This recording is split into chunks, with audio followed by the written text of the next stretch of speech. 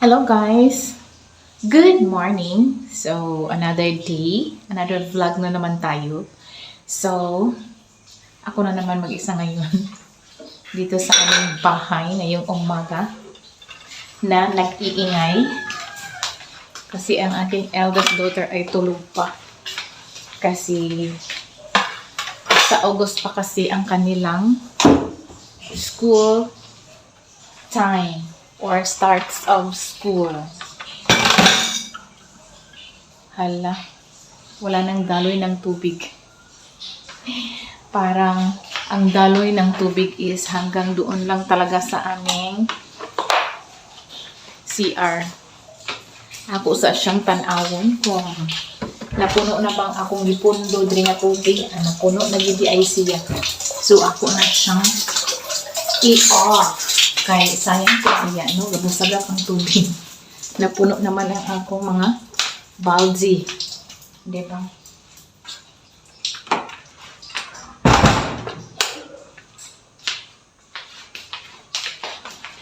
So, naa talaga sigig ubo-ubo din nabita. Grabe gud ang panahon karon diri sa Pilipinas, guys, kay ulan, init. Kung ulan tipod kaayo ka, ulan nga kusog, murag gid siya ka nang gibundak ang ulan. Nga dili gad si jama sa buhat. So in ana gid na no. So let's go with the trend sa ating climate. So kay anak man. So expected yun nga daghang pang-ubhon o daghan pud ang pang-sipunon o panghilantan. So prevention is better than cure. So, ayan. Messy na naman ang aking lavatory. Pero yan lang muna ang aking mga hugasin. Kasi naghuhugas na si mother kanina. So, magliligpit na naman ako dito sa mesa namin. Kasi, katatapos lang talaga namin kumain. O, diba? Kahapon guys, bumili ako ng itong tray na to. Kasi yung lumang tray namin is parang babagsak na kasi yung mga mabibigat na mga seasoning ingredients namin. Kaya ganun. Kahapon, di ba sabi ko, i-video ko ang aking pagluluto ng aking niluto na munggo na ulam namin kagabi. So, hindi ko na siya na-videohan kasi lubat na talaga ang aking cellphone. So, ito na lang ang leftover ng aming ginisang munggo kagabi. So, ayan. Ayan. So, ang aking ricados nito is tuyo. Diba? Masarap siya. So, naubos na ang tuyo. Pero yung mga munggo at gulay na lang ang naiwan. Diba? So, nakain na rin namin yan ngayong breakfast. So, hindi na rin yan makakain mamayang mga lunch and dinner. So, ibigay ko na lang yan siya sa aming aso. Kasi, wala namang pagkain ng aming aso. Kawawa naman siya. Charot. Excuse me. Ito naman, binigyan kami ng bring house kasi birthday ng pamangkin ng aking sister-in-law. So, binigyan kami ng spaghetti, salad, macaroni, and fruits na pineapple. At saka, yung isa naman is lumpia. Ayan. Masarap yan. At saka, meron pa kaming leftover na papaya. From the backyard din yan. At saka slice na pineapple tuloy. Apple, hindi rin naubos kagabi din yan. So, ayan. Ang dami pa naming leftover. So, ang niluto pala ni mother for breakfast is this one, embutido at saka lumpia. Kasi pambaon ng mga kids.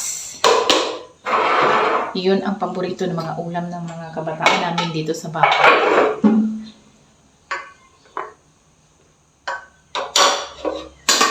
Aray, nalaglag tuloy.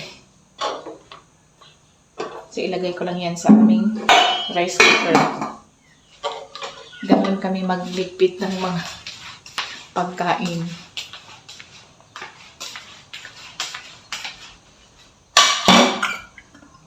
Wala talaga. Ay! Buti naman, bumalik na ang daloy ng water. Ayan.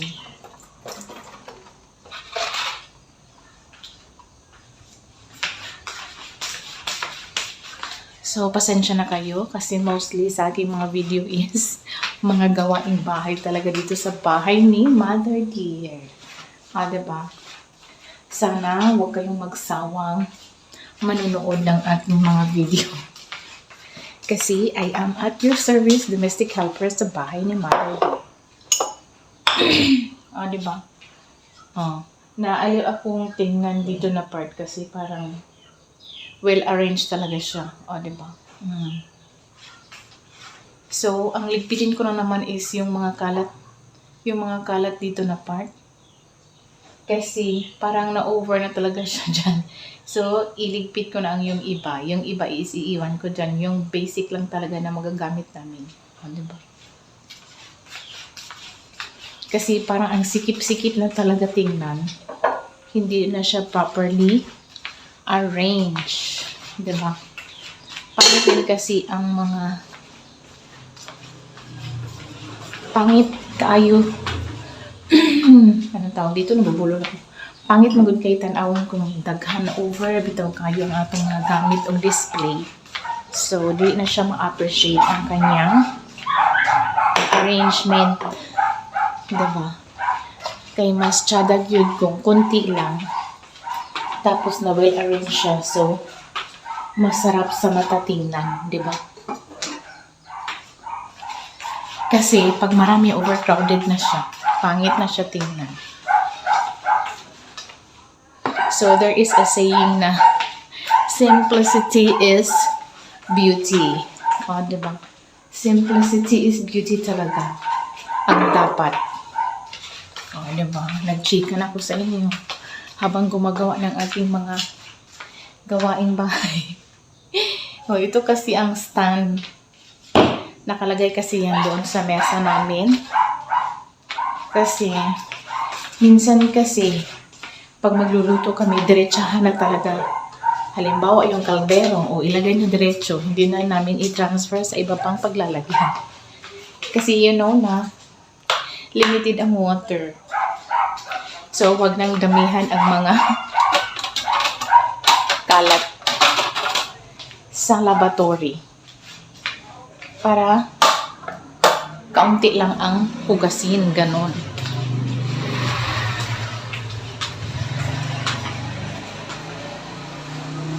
So, speaking of papaya ulit, itong papaya na to is galing din ito sa backyard namin. So, maganda siya tingnan. Yung isa naman namin na papaya, aside sa mga na-slice na, diba? Meron pa kami isang papaya. Overripe na talaga siya, guys. Overripe na siya, nandoon pa lang siya sa puno. So, kinuha na lang namin. So, kinain talaga siya ng langgam. Ayan. Pero, pwede pa yan makain. Kukunin ko na lang yung overripe na talaga. Ganon. At, meron pa talaga kaming naiwan na canned wine. May nagiinuman kasi dito kagabi. Nung isang gabi pala. Meron pa rin dito, leftover na, tawag dito, Gin Bar at saka Red Horse. So, 3 na ang mga leftover na mga drink beverages. So, pag mag-inuman kayo guys, drink moderately talaga. So, itong pagkain na to, i-ref ko muna ito. Kasi, mamaya pa namin ito kakainin. Busog na kasi ang lahat.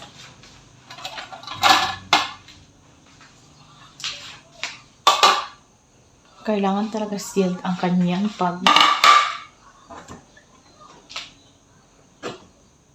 ang iyahang paglalagyan kasi ita-transfer ko siya dito. Kasi meron man siyang takip. Ito.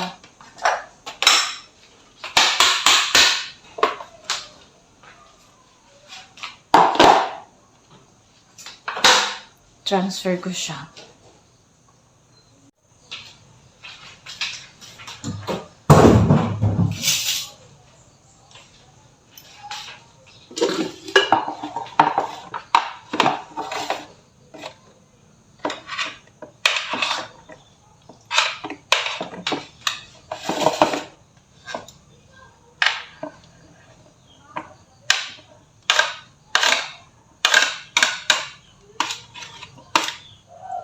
Side by side ko lang siya. Ito rin. Pineapple.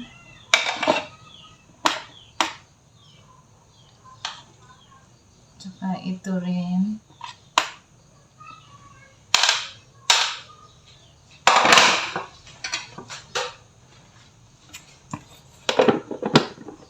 Ang laki ng aking paglalagyan.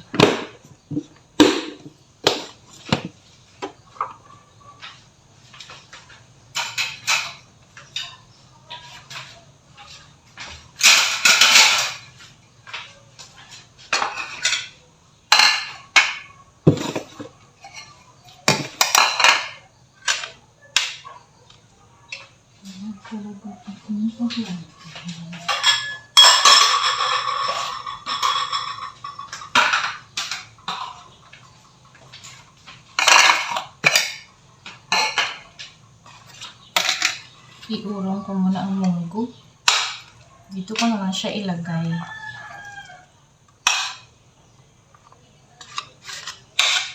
Kasi meron siyang takip. Ayan. Para mahugasan ko na rin siya. So, ilagay ko na ito sa ref. Diba?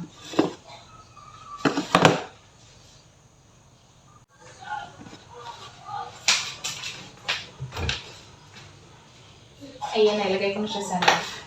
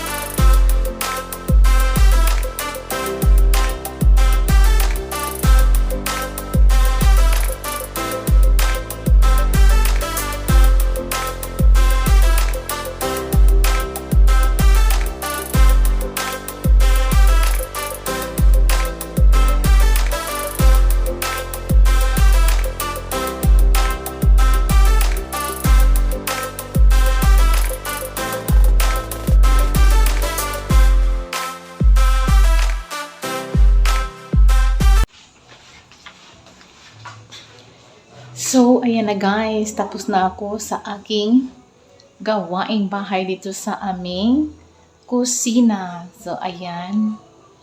Maaliwalas na siya tingnan. O, diba? Tcharam!